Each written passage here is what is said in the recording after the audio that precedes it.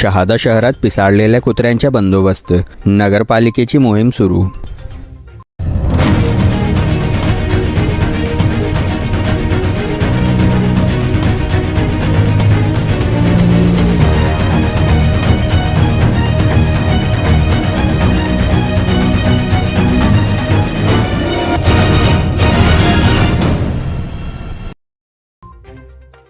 शहादा शहरात गेल्या काही दिवसांपासून पिसाळलेल्या कुत्र्यांनी नागरिकांना चावा घेत जखमी केल्याच्या घटना समोर येत असल्याने नागरिकांमध्ये भीतीचे वातावरण निर्माण झाले होते। या पार्श्वभूमीवर शहादा नगरपालिकेने अखेर हालचाल करत पिसाळलेल्या व भटक्या कुत्र्यांना पकडण्याची विशेष मोहीम सुरू केली आहे। नगरपालिकेच्या पथकाकडून शहरातील विविध भागांमध्ये फिरणाऱ्या कुत्र्यांना पकडले जात असून त्यांच्यावर स्टेरिलायझेशन करण्यात येत आहे।